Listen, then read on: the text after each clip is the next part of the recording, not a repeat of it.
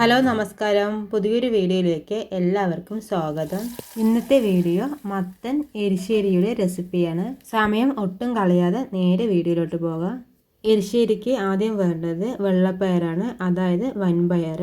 1 glass വൻപയറാണ് ഞാൻ എടുത്തിട്ടുള്ളത്. പയറ് വെള്ളമൊഴിച്ച് കുതിർത്തിയിട്ട് കറി വെക്കുകയാണെങ്കിൽ അങ്ങനെയും ചെയ്യാം.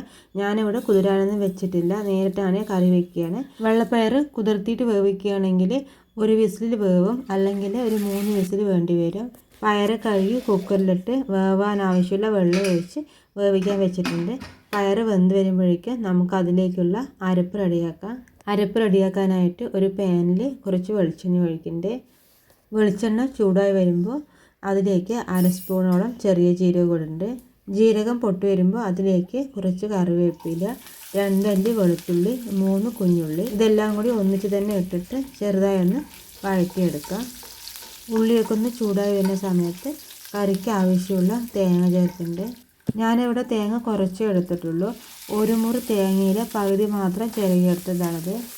ഇത് മതിയാവും. തേങ്ങ ചെറിയ തീയിൽ വെച്ചിട്ട് നന്നായി വതക്കിയെടുക്കണം. തേങ്ങ റെഡിയാകുമ്പോഴേക്കും നമുക്ക് പയറ് നോക്കാം. പയറ് വെന്തിട്ടുണ്ട്, അത് നോക്കാം.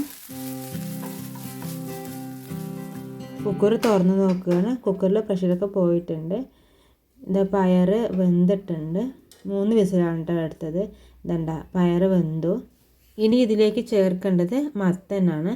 1/4 കിലോ മത്തനാണ് ഞാനിവിടെ എടുക്കുന്നത്. 250 ഗ്രാം മത്തൻ കഴുകി മുറിച്ചതാണ്, അത് ഇതിലേക്ക് ചേർത്ത് കൊടുക്കുന്നുണ്ട്. മത്തൻ വേകാനുള്ള വെള്ളവും കൂടി ചേർക്കുക. വെള്ളപ്പയറും മത്തനും കൂടി ഒന്ന് നല്ലതുപോലെ ഒന്ന് ഇളക്കി കൊടുക്കുക. അതിനുശേഷം ഇത് വേവിച്ചെടുക്കണം. മത്തൻ വേകാൻ വെക്കുന്നതിന് മുമ്പായിട്ട് കുറച്ച് ഉപ്പ് കൂടി ചേർക്കുന്നുണ്ട്. നമ്മൾ പയറ് വേവാൻ വെക്കുന്ന സമയത്ത് ഉപ്പ് ചേർത്തിട്ടില്ല. ഇനി ചേർക്കുന്നത് 1/2 സ്പൂണോളം മഞ്ഞൾപ്പൊടിയാണ്. ഉപ്പ് ആദ്യം കുറച്ച് ചേർത്താൽ മതി, പിന്നീട് നോക്കിയിട്ട് പോരെങ്കിൽ ചേർക്കാം. ഇനി ഇത് മൂടി വെച്ച് വേവിക്കാം. കുക്കറിൻ്റെ മൂടി ഇട്ടിട്ട് തന്നെയാണ് വേവിക്കരുത്. 1 വിസിലിൽ വേവും. തേങ്ങ കളറെല്ലാം മാറി വന്നിട്ടുണ്ട്. ഇനി ഇതിലേക്ക് ചേർക്കുന്നത് കുരുമുളകാണ്. 1/2 സ്പൂണോളം കുരുമുളക് ചേർക്കുന്നുണ്ട്. കുരുമുളക് ചേർത്തതിന് ശേഷം ബാക്കി ആവശ്യമുള്ള പൊടികൾ കൂടി ചേർത്ത് കൊടുക്കുക. പിന്നെ ചേർക്കുന്നത് 1/2 സ്പൂണോളം മുളക് പൊടിയാണ്. കുരുമുളക് ചേർത്തിട്ടുണ്ട്, അതുകൊണ്ടാണ് 1/2 സ്പൂൺ മുളക് പൊടി ചേർക്കുന്നത്. അതുപോലെ 1/2 സ്പൂണോളം മല്ലിപ്പൊടി എരിശ്ശേരിക്ക് അധികം ചേർക്കണ്ട. നല്ലതുപോലെ ഇളക്കിയിട്ട് പൊടികളൊക്കെ ചൂടാക്കി എടുക്കുക. 3 മിനിറ്റ് നന്നായി ഇളക്കി കൊടുത്ത് പൊടികളൊക്കെ ചൂടാക്കി എടുത്തിട്ടുണ്ട്. ഇനി ഇത് ആറട്ടെ, എന്നിട്ട് അരച്ചെടുക്കുക.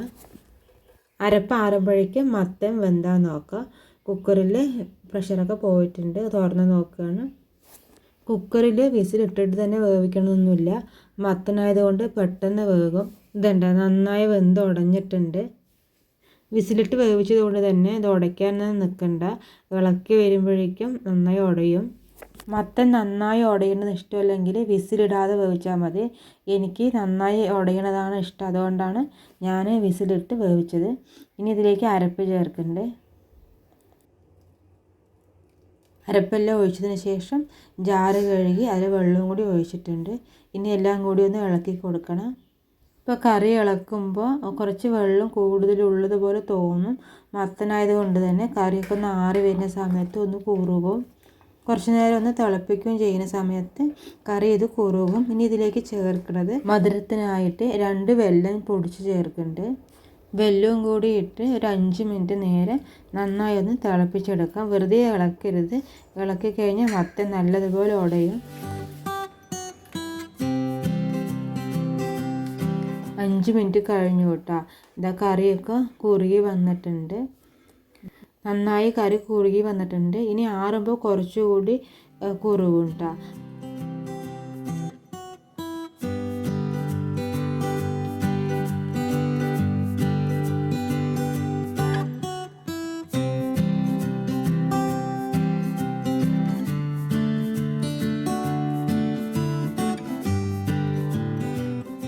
ഇനി എരിശ്ശേരിയിൽ കടുക് വറുത്തൊഴിക്കാം.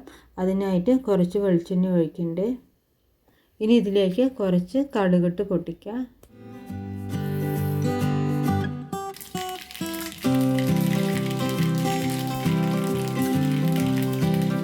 കടുക് പൊട്ടി വരുന്ന സമയത്ത് 3 അല്ലി വെളുത്തുള്ളി കുത്തിച്ചതച്ചിട്ട് അതിലേക്ക് ഇട്ട് കൊടുക്കാം.